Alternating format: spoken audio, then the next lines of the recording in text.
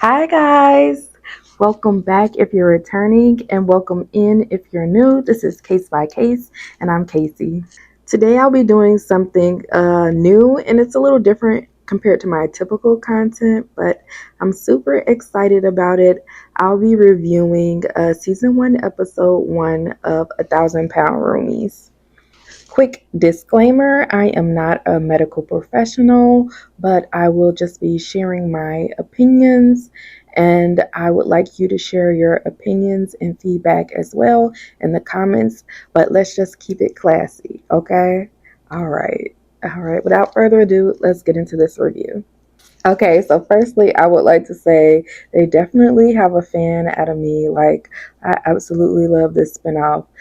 So, what I hear is that this is a spinoff of Thousand Pound Sisters, which I never really got into, but I used to watch My 1,000 Pound Life, like back in the day.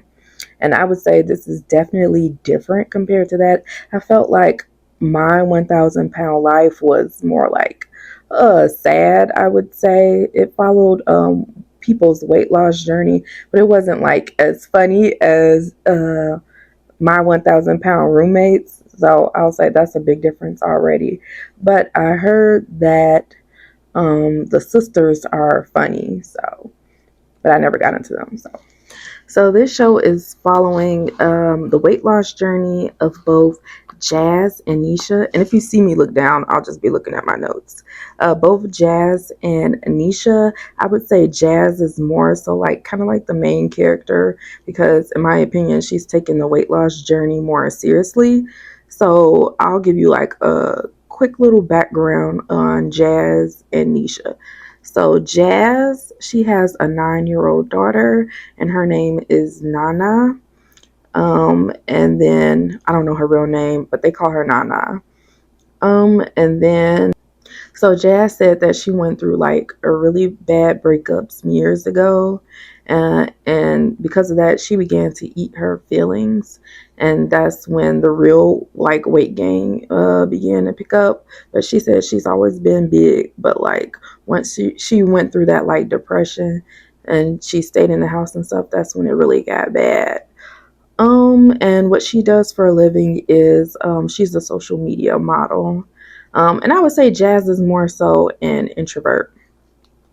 Okay, and so Nisha, she's definitely way more outgoing than Jazz. And what I've noticed, I think Nisha is the one who like goes out and like gets all the food because Jazz says she doesn't really leave the house. And you'll see like later in the episode that she says she hasn't even been inside of a restaurant like in 15 plus years. So if it's not like DoorDash or Uber Eats or whatever, like Nisha is going to go physically pick up the food. Um, Nisha, she has a cute little Frenchie dog that's like her baby.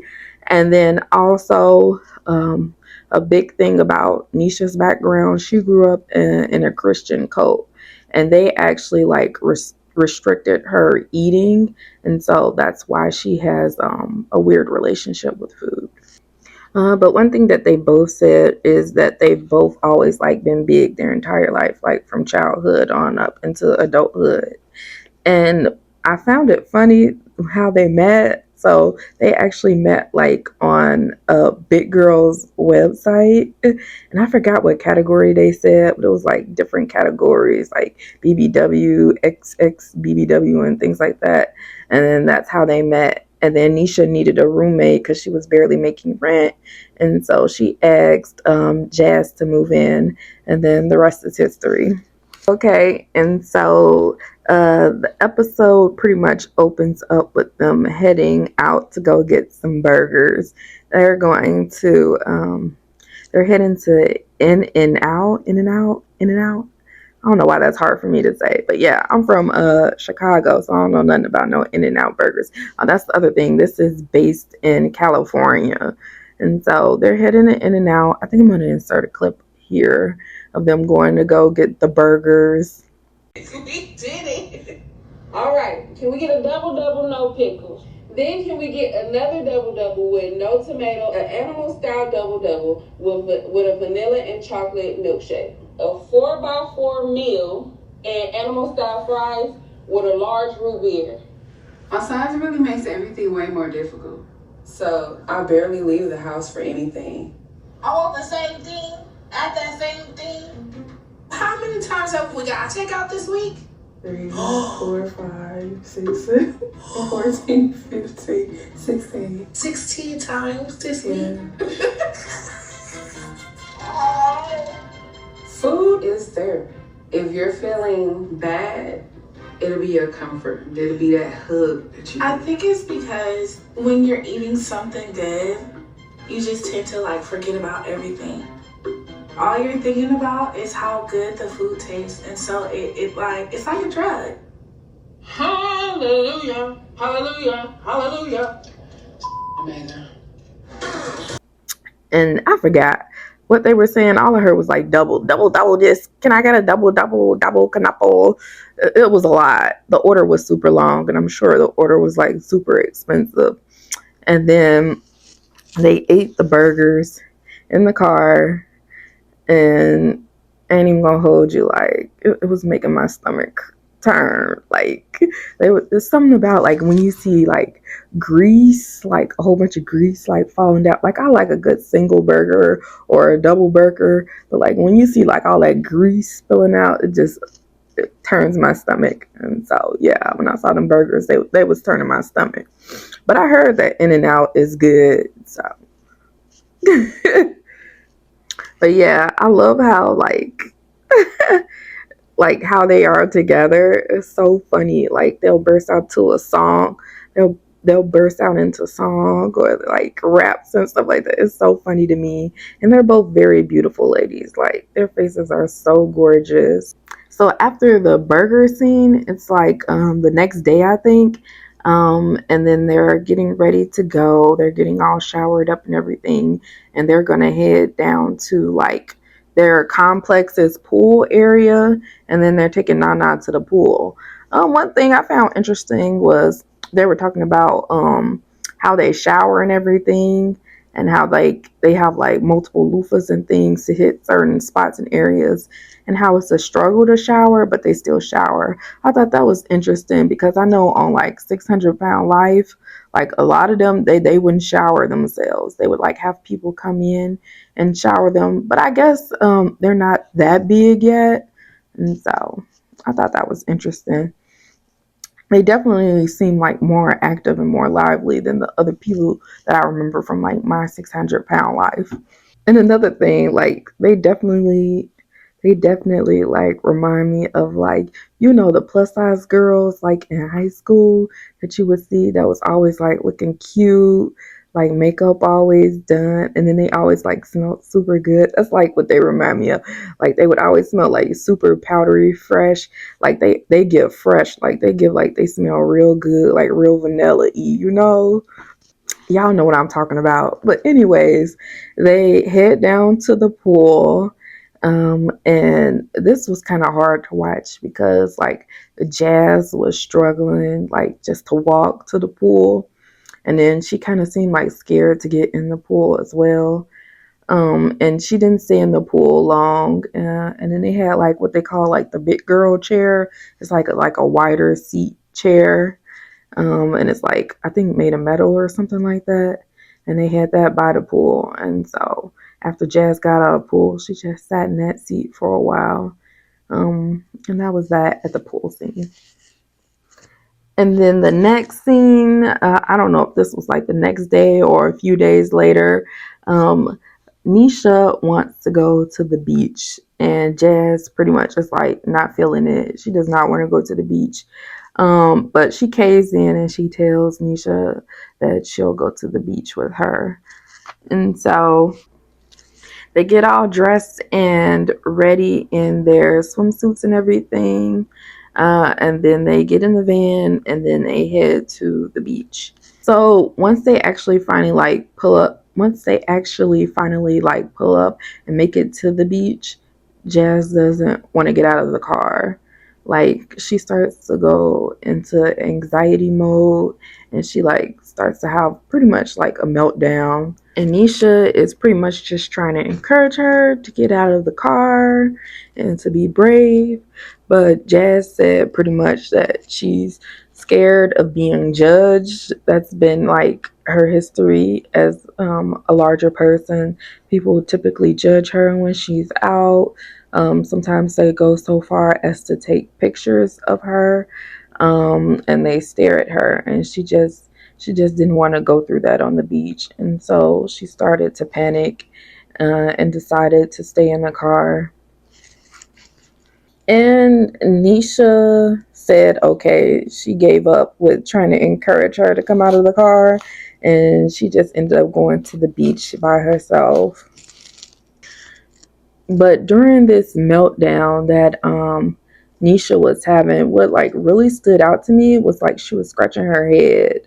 I was like, "Ooh, what's going on? I've never seen that before." Like she was doing like this, like like scratching her head on both sides of her head. And so I looked that up. And then hold on, let me look at my notes. I looked up what that meant, like body language wise, and when someone like scratches their head on both sides, it indicates uncertainty, confusion, or a need for self soothing due to stress or discomfort. Scratching can be a way to relieve tension and anxiety. At first, when I saw this scene, I initially was like kind of annoyed with Jazz. I thought it was kind of like silly to get all dressed up and arrive at the beach and then not even get out of the car. But as someone who has also like experienced anxiety, more specifically like social anxiety, like I empathize with her. I get it. There have definitely been times where I'll say no to things because of anxiety, or I'll cancel plans because of anxiety. I've gotten a lot better about it now, but in the past, yes, I have. And then even now, when I'm like pushing myself to be in social situations, I'll still like clam up sometimes, or I'll like stutter over my words. Child, my glasses be fogging up, and so I put myself in her shoes and I really thought about it. And then I gave her some grades because I definitely sympathize with her with that. So while Jazz was in the car, they showed Nisha walking alongside the beach, just enjoying the sand. And then they cut scene to her confessional where she was discussing her upbringing in the cult. And so she was brought up in a cult from childhood to adulthood, and she left the cult at the age of 22 years old. And when I first heard this, I was like, interesting. I've never heard of, being in cults before, but she was in a cult. She didn't give a lot of details about the cult, but she did discuss how her treatment in the cult affected her relationship with food. And so during while she was in the cult, they would fast a lot of the times. And then also like during like services they wouldn't eat, and then she wouldn't eat until she got home from service, which was all day pretty much, and she would have like one meal a day, and that happened very often. And so that cultivated her relationship with food. Okay, so after that, Nisha walked on the beach for like 5 seconds. And then after that, they show her walking to one of those food stands along the beach. And then she ordered a whole bunch of food from one of those food stands. And then she actually took the food back to the car to Jazz. Jazz was pretty much still soaking in the car, but then she saw the food and they started eating the food, and then she perked up some. But then also, like, after she got done eating the food, she felt like really guilty and ashamed. And again, in that moment, I was there with Jazz. Like, I could feel her. Like, we've all been there before. Like, don't you lie. We've all been there before. You said you wasn't gonna call that man back, and you called that man back. You texted him. You said, "This is the last time that I said I know," and you went right back. So I was there. Me and Jazz was there. But in this case, the man was food. But after that, that shame and guilt set in, Jazz pretty much vowed that she would do better, and then Nisha actually agreed to do better as well, and that she would join Jazz on her health journey. So to kickstart their health journey, the next day, Nisha invited Jazz to go to a sushi place. Mind you, this is an all you can eat sushi place. And according to Nisha, this is Nisha's words, not mine. If you eat sushi, you're gonna be skinny like a skinny Japanese lady. I think I'm gonna include the clip. I think if I eat my sushi and, you know, I can get a little skinny body yaddy like the Japanese people, I feel like I should be good. So I got a question. You think that all that we ate was healthy today? Girl, you know the Japanese, they be skinny. Niche. What? I don't think they're eating what you're eating. How? Look, dynamite roll, 570 calories. And you only get 4. I done ate like 10 of them. How much you think that is? Dang. Are you full? No. I'm not in. But another thing that really stood out to me was Jazz said she hadn't been into a restaurant in 15 plus years, and she actually really enjoyed herself. Even though she felt guilt for how much she ate at the sushi restaurant, she still like enjoyed herself and enjoyed being out, and it really like made her realize just how much she was missing out on in life. And then the next scene, I don't know if this was like the same day or another day, but her friend from the past, it had been 2 years since she's seen this friend, and I didn't catch her name, but she had came to visit Nisha and Jazz. And what's significant about this friend is she was a plus size girl as well, but she had lost over 200 pounds, and she went vegan. So Jazz feels like embarrassed to see her because she hadn't seen her in 2 years. And Jazz had actually gained even more weight since she has last seen this friend. When the friend comes in, she greets Jazz and she greets Nisha. And then she sits down on the couch. And like one of the first things that Jazz says is, girl, you see I done got so big, my clothes ain't fitting. That's word for word. And then her friend, she is so sweet. She just says to her, um, how do you feel? How do you feel? And then she encourages her and she just listens. And I really like that. Like the friend was really sweet and caring, but also very truthful. And she handled that situation very well. Because me, again, like I'm socially awkward. I can't handle like when people like just blurt out stuff like something that I can't like mentally prepare for it. Like in that moment, I wouldn't have known what to do if she would have said, girl, I ain't got so big. You see my I would have been like, yeah, girl. Yeah. Anyways, I don't know what to say to that girl. I hate when people do that to me. Just you just be on the spot. I hate that. But she handled it really well.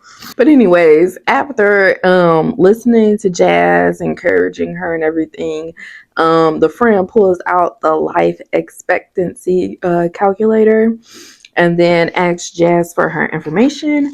And then the information that she asked for was her age, which was 40. Her weight, Jazz didn't know her specific weight, so she said between 5 to 600 pounds. And then she asked for her activity level, and then Jazz says 0.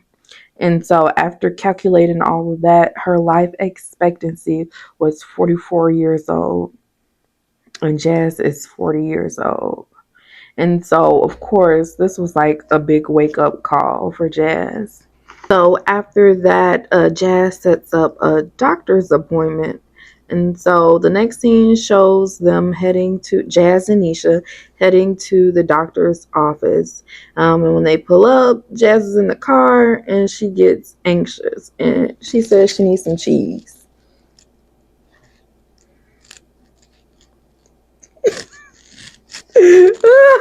She says she needs some cheese.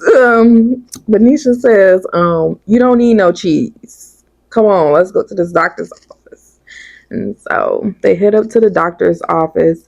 Oh, and then one thing that Jazz said to Nisha that she said, we get the doctor's probably gonna say you're an enabler. But of course, Nisha says, no, I'm not an enabler. And then she gives Jazz the pep talk, and then Jazz gets out of the car and heads to the doctor's office. But is Nisha an enabler? Yes, Nisha is an enabler. Like, just by the definition of enabling, yes. She brings the food to Jazz.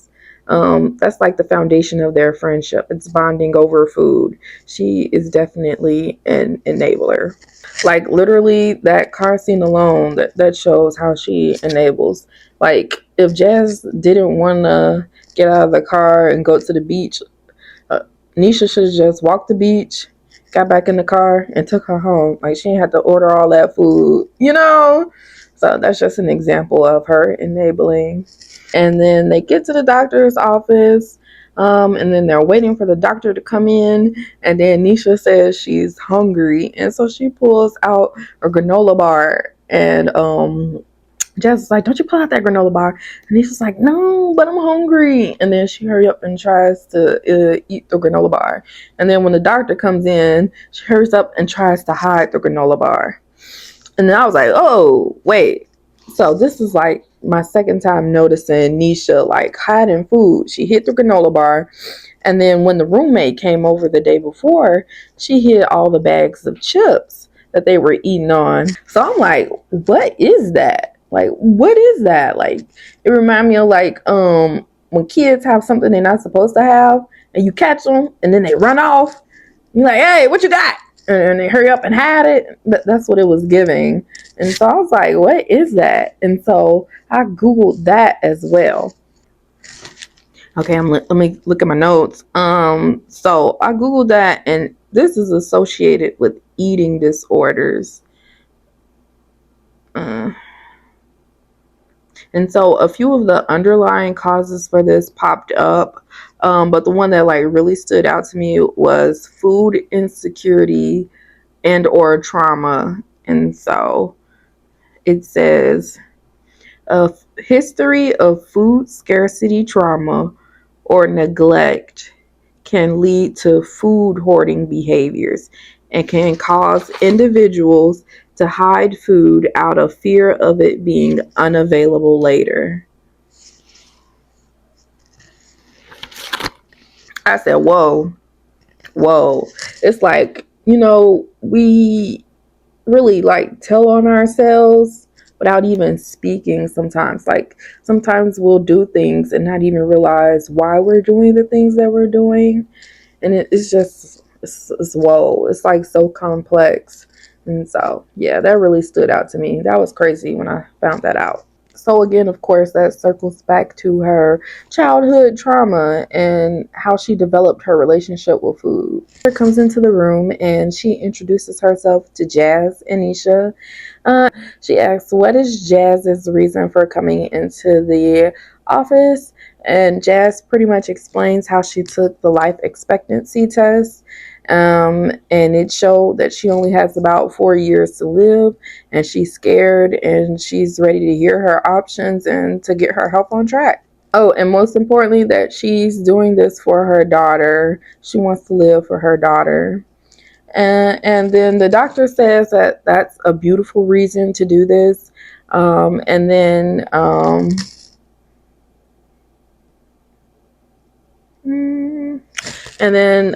she wanted to get a starting point for her health journey, and so they head to the scale. And then that was how the episode ends. And so that was the end of the episode. and they showed the trailer pretty much for the whole season, and it looks juicy, it looks good. And so I really enjoyed this first episode. I felt like a lot happened, and at the same time I wanted the episode to be a little longer. It was so good. I really enjoyed Jazz and Nisha and their friendship. It's like very fresh to see these types of personalities on TV. I really enjoyed it. And I'm looking forward to the next episodes. If you have any questions, comments, feedback, please leave it down below. Don't forget to like, comment, and subscribe. Tell me how you like this review. And thank you if you made it this far. All right. Thank you guys. Bye.